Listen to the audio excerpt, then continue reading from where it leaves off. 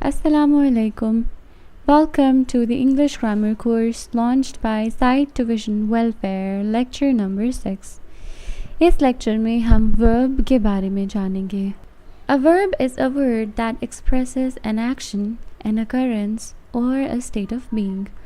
Verb ऐसा लफ्ज़ है जो किसी action यानी काम, occurrence यानी किसी भी चीज़ का वक़ू पज़ीर होना और स्टेट ऑफ बीइंग यानी किसी हालत को ज़ाहिर करता है. For example bark, sing, play, eat, blow, right, ये सब एग्ज़ाम्पल्स वर्ब्स की हैं. वर्ब्स की टाइप्स की बात करें तो इसकी सबसे पहली टाइप एक्शन वर्ब है. एक्शन वर्ब्स में वो अल्फाज शामिल हैं जिसमें किसी किस्म के फ़िज़िकल और मेंटल एक्शन की तरफ इशारा हो. For example The children play in the park. Play is a verb और ये ऐसा verb है जो physical action की तरफ इशारा कर रहा है. यानी playing is a physical activity, therefore play is an action verb indicating the physical activity.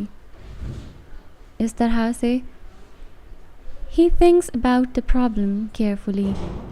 इस sentence में think यानी सोचना एक एक्शन वर्ब है और ये मेंटल एक्शन की तरफ इशारा कर रहा है. They jumped over the fence. Jumped is an action verb indicating a physical activity. Next type, linking verb, जिन्हें कॉपुलर वर्ब भी कहा जाता है.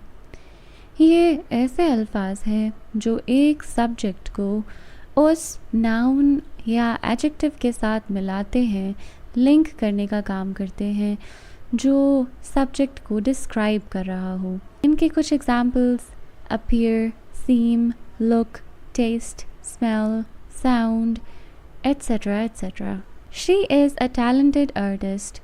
इस सेंटेंस में इज़ लिंकिंग वर्ब है जो शी यानी सब्जेक्ट को टैलेंटेड आर्टिस्ट सब्जेक्ट कॉम्प्लीमेंट के साथ मिला रहा है. The soup tests delicious. Tests linking verb. Soup को डिलिशियस यानी एडजेक्टिव के साथ मिला रहा है जो सब्जेक्ट कॉम्प्लीमेंट पोजीशन पर मौजूद है. ही seems tired today. Seems linking verb. Next type auxiliary verb, जिन्हें हेल्पिंग वर्ब्स भी कहा जाता है. An auxiliary verb helps the main verb to express tense, voice and mood. ये verb की ऐसी टाइप है जिसमें शामिल अल्फाज मेन verb के साथ मिलकर tense यानी present है, past है या future है, voice active है या passive है और mood को जाहिर करने में मदद करते हैं. For example, she is writing a novel. इस सेंटेंस में राइटिंग मेन वर्ब है और इज़ हेल्पिंग वर्ब है. जब हम इज़ और राइटिंग को एनालाइज करते हैं तो ये प्रेजेंट कंटिन्यूअस टेंस की फॉर्मेशन ऐसी है कि उसमें helping verbs is, am, are का इस्तेमाल होता है और मेन वर्ब की फर्स्ट फॉर्म के साथ आईएनजी का इजाफा होता है. इसलिए ये क्लियर हो गया कि ये प्रेजेंट कंटिन्यूअस टेंस का सेंटेंस है. इसके अलावा जहाँ सब्जेक्ट हमें एक्शन परफॉर्म करता हुआ नज़र आता है तो इससे ये भी वाज़ेह हो गया कि the sentence belongs to the active voice और सेंटेंस का मूड भी ये है कि ये स्टेटमेंट कन्वे करता हुआ नज़र आता है. डिक्लेरेटिव मूड में लिखा गया सेंटेंस है. तो इस तरह एक वर्ब, एक हेल्पिंग वर्ब मेन वर्ब के साथ मिलकर उसका टेंस, मूड और वॉइस डिफ़ाइन करते हैं. They have finished their homework. Have helping verb. Next type, modal verbs. इन्हें आप modal verbs नहीं बोलेंगे because it is different. This is MODAL, modal verbs. Modal verb auxiliary verb की ऐसी type है जो मुख्तलिफ एस्पेक्ट्स शो करती है एक सेंटेंस के अंदर. जैसे नेसेसिटी, पॉसिबिलिटी, परमिशन, एबिलिटी या obligation. For example may, might, can, could, shall, should, will, would, ये सभी मोडल वर्ब्स की एग्जाम्पल हैं। You should see a doctor। अब इस सेंटेंस में should is working as a modal verb जो necessity को जाहिर कर रहा है। She can speak 3 languages। Can ability को जाहिर करता है, modal verb। May I borrow your pen? इस सेंटेंस में may इजाज़त लेने के लिए इस्तेमाल हुआ modal verb है। Next type transitive verbs. Transitive verbs वो एक्शन वर्ब्स होते हैं जिन्हें अपना कंप्लीट मीनिंग कन्वे करने के लिए डायरेक्ट ऑब्जेक्ट की ज़रूरत होती है। यानी अगर किसी सेंटेंस में ये वर्ब्स मौजूद हो और डायरेक्ट ऑब्जेक्ट निकाल दिया जाए तो ये अपना कंप्लीट मीनिंग कन्वे नहीं कर पाएंगे। For example she kicked the ball. इस सेंटेंस में अगर हम द बॉल जो डायरेक्ट ऑब्जेक्ट है उसे रिमूव कर दें तो हमें अंदाज़ा नहीं रहेगा she kicked what.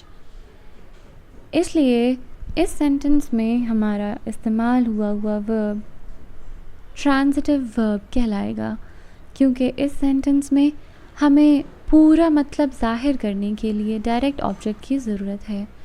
He wrote a letter.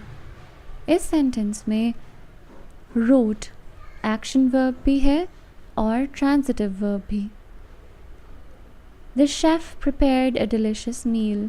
Prepared transitive verb, क्योंकि अगर हम मील को निकाल दें जो कि हमारा डायरेक्ट ऑब्जेक्ट है तो हमें अंदाज़ा नहीं हो पाएगा कि द शेफ प्रिपेयर्ड व्हाट।